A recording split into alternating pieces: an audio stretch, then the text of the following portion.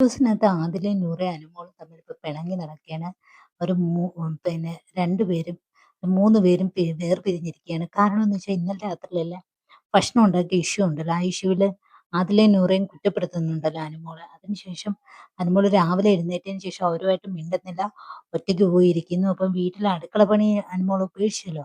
ഇന്ന് ടാസ്കുകളും മറ്റും നടക്കുമ്പോൾ അവരുടെ കൂടെയല്ല നടന്നത്. അനുമോൾ ഒറ്റയ്ക്കാണ് നടന്നത്. അനുമോളെ പലതവണ അതിലെയും നൂറയും ചെന്ന് സംസാരിക്കുന്നുണ്ട്. ചെന്ന് ഓരോ കാര്യങ്ങളൊക്കെ പറഞ്ഞ് അനുമോളെ ഇണക്കാനുള്ള ശ്രമങ്ങളൊക്കെ നടത്തുന്നുണ്ട്. പക്ഷെ അനുമോൾ അതിന് തയ്യാറാകുന്നില്ല.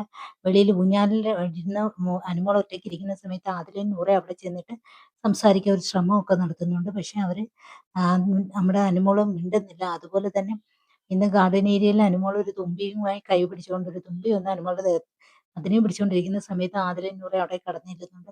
അന്നേരവും അവർ രണ്ടുപേരോട് സംസാരിപ്പിക്കാനുള്ള ശ്രമം നടത്തുന്നുണ്ട്. പക്ഷെ അനുമോള് മിണ്ടുന്നില്ല. പിന്നീട് അനുമോൾ ഒട്ടും മിണ്ടുന്നില്ല. ഇന്ന് വൈകുന്നേരം വരെ അനുമോള് ആദിലയും നൂറയായിട്ടും മിണ്ടുന്നതായിട്ട് കാണുന്നില്ല. ഒറ്റയ്ക്കാണ് ഭക്ഷണം കഴിച്ചതും ഒറ്റയ്ക്ക് മാറിയിരിക്കുന്നു. ലക്ഷ്മിയായിട്ട് സംസാരിക്കുന്നു. അനീഷേട്ടനും ഒക്കെ ആയിട്ട് മറ്റുമായിട്ട് സംസാരിച്ചുകൊണ്ട് മാത്രം ഇരിക്കുന്ന അനുമോളെയാണ് ഇന്ന് കാണുന്നത്. ടോട്ടലി